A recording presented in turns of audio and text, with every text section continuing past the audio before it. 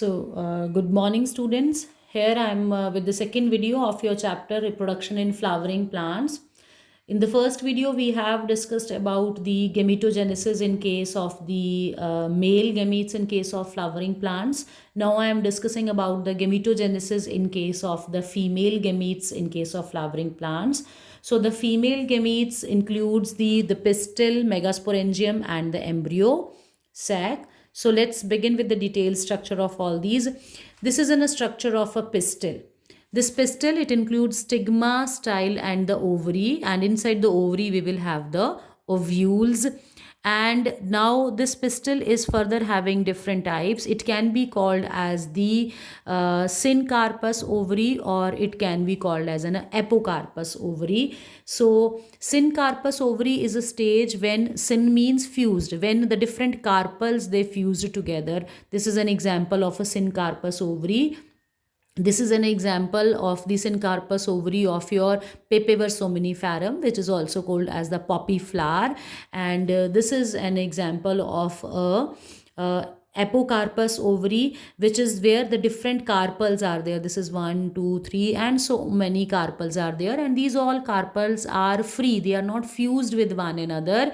These are having their stigma, style and ovary, stigma, style and ovary, and these all are free, independent of one another. So this is called as apocarpous ovary. And this is we have an example of the Michelia, which is having this sort of apocarpous ovary. And inside the ovary we will have the ovules, and those ovules they further carry the embryo sac, and that embryo sac will be responsible for the production of eggs, which will lead to the formation of the embryo. So this is in a structure of an ovule. This type of ovules are present here inside the every ovary. This is a diagram of a typical anatropous ovule. The 98% of the angiosperms, they are having this anatropous type of the ovule. So the structure of the anatropous type of ovule, it includes this stalk like structure which is attached with the walls of the ovary. This is called as the funicle or the stalk. Then this next part is that the two layers are there. This is the first layer, this is the second layer. Same over here, this is the first layer and the second layer. These are called as the outer integument and the inner integuments. That means the wall layers, the outer wall layer and the inner wall layer. And the point where this outer wall layer it get fused with the funicle, that is the stalk, that point is called as the hilum. Hilum is the point of fusion of the funicle with the integument.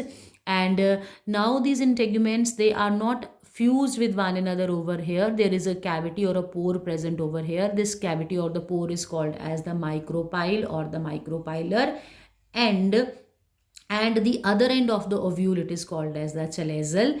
And so when the pollen tube will come, it will enter inside this embryo sac. It will enter through this micropilar pore, and inside these two integuments there is a structure which is called as the nucellus. This nucellus is actually a nutritive tissue which is present in the surrounding of the embryo sac, and inside the nucellus there is an embryo sac. So this is in a diagram of an anatropous ovule. Again, this diagram is very, very important. Please draw this diagram and practice this diagram as many times as you can. Inside this embryo sac, now there is a further arrangement of different type of cells. They have not shown over here, but we will do that in our next slide. So now I'm going to discuss with you that what all type of structures or how this megasporangium will be produced or inside the ovule.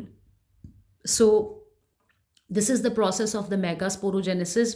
As we have discussed in our previous, that there will be a structure which is called as a ovule primordium. Primordium is the first structure formed. Then the primary archisporial cell will be there. The archisporial term has been taken from the archegonium. This archisporial cell, this will form the primary parietal cell, and the primary parietal cells are formed and the integuments will be started forming over there. Now these primary parietal cells, they will undergo the meiotic division, and as a result of that, the 4 haploid megaspores will be formed. 1, 2, 3 and 4. These 4 haploid megaspores will be formed, and this is one of a cell inside the nucellus, one of the nucellar cell. It start behaving as a megaspore mother cell, this one, and this megaspore mother cell will produces the 4 haploid megaspores, and out of these 4 haploid megaspores, the 3 megaspores will degenerate. One will remain functional, which is called as the functional megaspore. Now this functional megaspore will undergo the 3 mitotic division. Here 1 meiotic division followed by 3 mitotic division. Now the nucleus has undergone the first mitotic division, 2 nuclei are formed. Now these 2 nuclei will undergo the second mitotic division. Now 4 nuclei are formed, and now these 4 nuclei will undergo the second mitotic division, and as a result of that 8, 4 on this side, 4 on this side nuclei will be formed. And now what will happen at this stage? The 2 nuclei from each side will move towards the center. They come in the center and they are called as the polar nuclei because they are coming from both the poles, and the 3 on the this side, 3 on the this side. And now these 3, they will assemble themselves into the center one is called as the egg, and these 2 surrounding cells are called as the synergids, whereas these are called as the antipodals. The antipodals are normally present towards the chalazal end, whereas these 2 synergids and 1 egg cell, which is also called as the egg apparatus, is present towards the micropylar end. And now the important thing is there that these synergids, they contains the filiform apparatus which guide the pollen tube to enter inside the embryo sac. So this is in a structure of a mega spore or the ovule, which includes this stage of the angiosperm. This is called as the 7-celled 8-nucleate stage, because if you count the number of cells, you will find 3 on this side, 3 on this side, 1 in the center or the central cell, but the number of nuclei are 1, 2, 3, 1, 2, 3 and 2 in the center, 8. So this stage is called as a 7-celled 8-nucleate stage, which is typically present in case of the angiosperms. I know this is a very conceptual structure which I have discussed with you, so I'm not giving you much homework today. So please do this thing, draw this complete diagram of the megasporogenesis, then this anatropous ovule. So these 2 diagrams are really very important. Please draw them, the structure of an atypical anatropous ovule and the steps of megasporogenesis. So this is all about the first step of the event, pre-fertilization event, that is the gametogenesis. We have discussed about the formation of pollen grains in case of male gametes and the formation of ovule in case of the female gametes.